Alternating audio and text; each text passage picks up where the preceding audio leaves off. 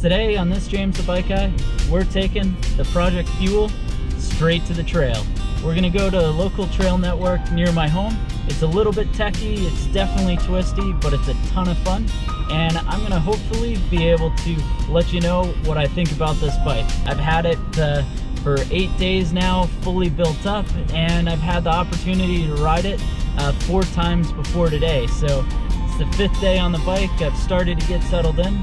Figure it's the right time to let you guys know what I think about this rig. But before we get to the trailhead, be sure to hit that subscribe button, and man, can't wait to see you out on the trail.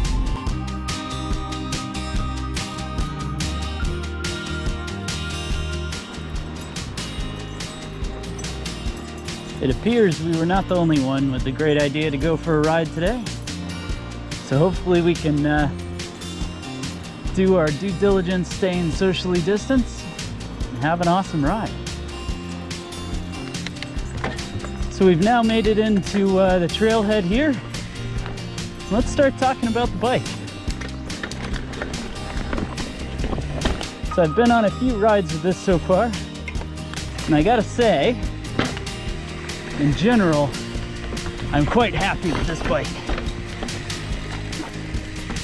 So it tends to handle pretty well, obviously better than I am a rider. It tends to climb pretty decent, and overall it's been reasonably playful. So even in a techie spot like this, plenty of composure.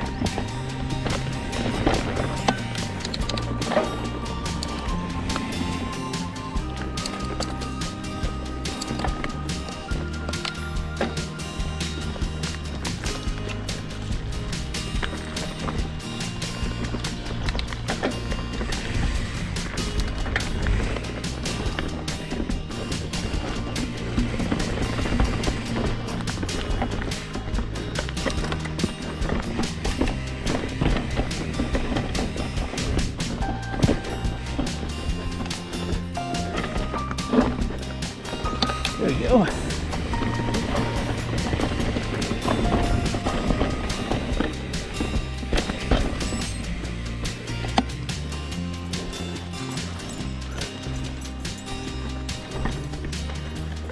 Dog's feeling it today. She's having a good day so far.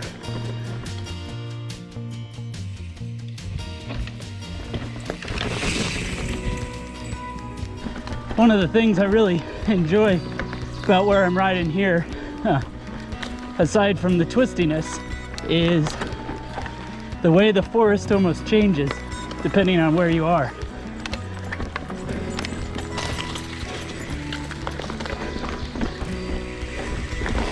Got a totally different set of trees here, and then boom, you look back in and there's greenery everywhere. It's a pretty interesting combo.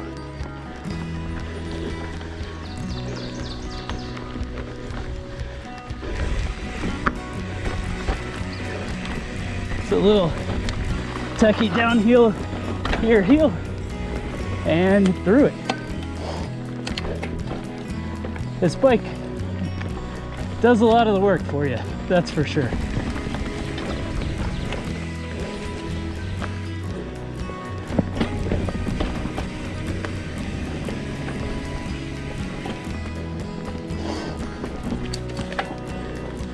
Oh, wrong way, pup. She's a trail cutter. No denying that.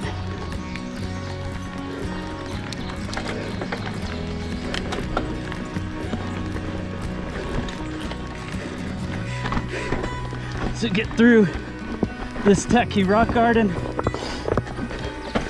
And that's one of the places that Trek's ABP is maybe not the best.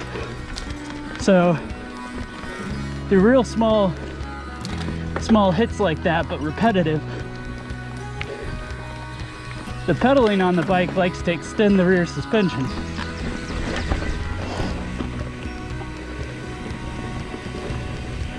And while that's good for elongated climbs, it makes that stuff a little bit rougher.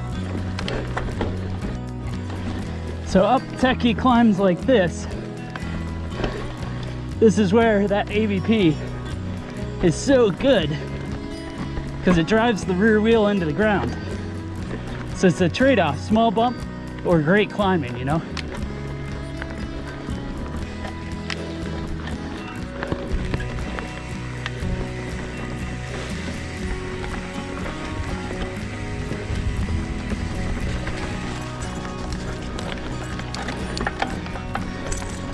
And the drivetrain happily shifts under load.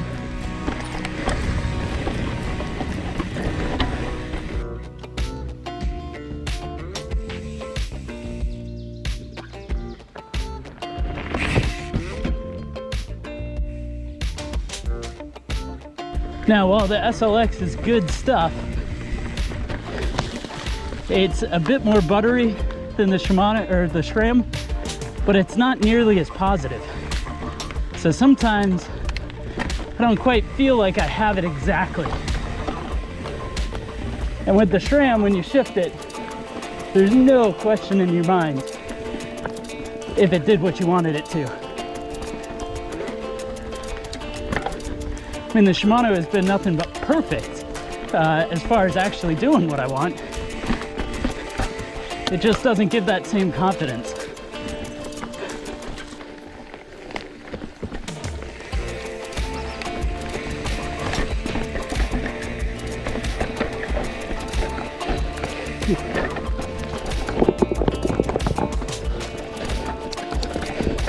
Ooh. Yeah.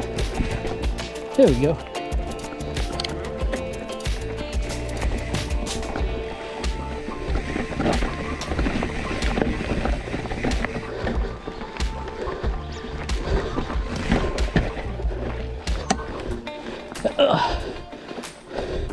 Get up this hill. Yeah. This bike climbs better than my fitness, that's for sure.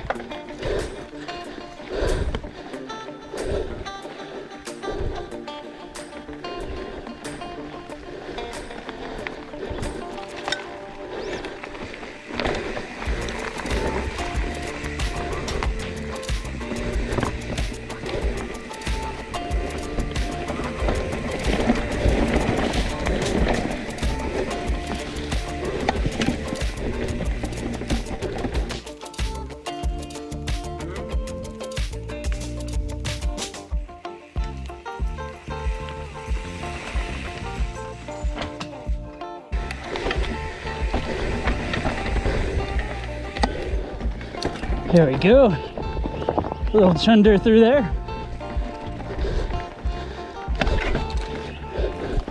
Pedal strike. No surprise.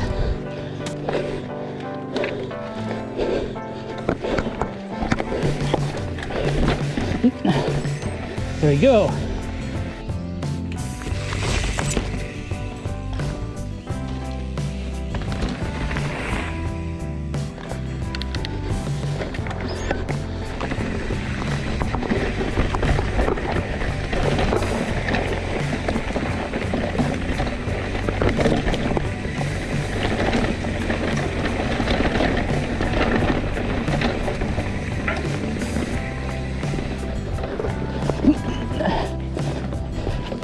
I love that section.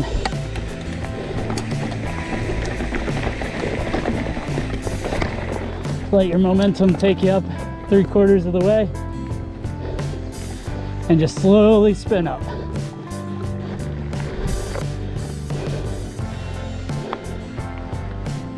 Whew. I need to lay off the Twinkies.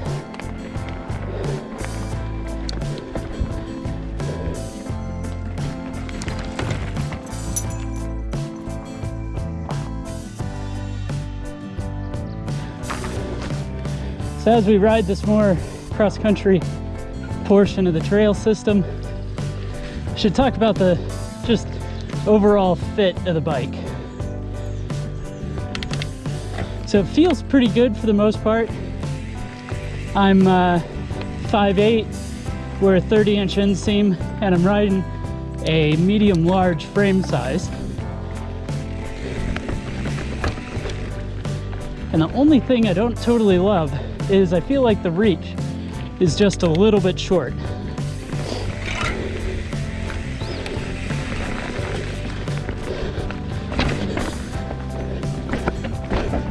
So I don't feel like I have quite the room in the cockpit that I want.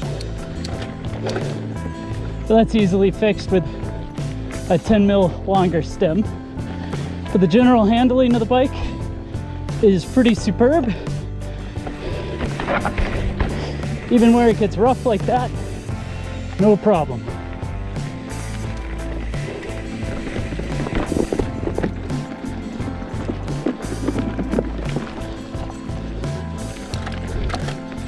Well, that about does it for this ride. Thanks so much for coming for a ride with me and my dog to talk about the Trek Fuel EX. Go ahead and let me know your thoughts down in the comment section below. Be sure to hit that subscribe button if you haven't already. And while you're at it, leave me a thumbs up. It really lets me know that you enjoyed the video.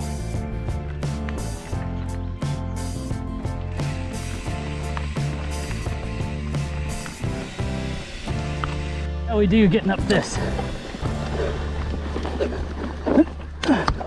Nope, not today.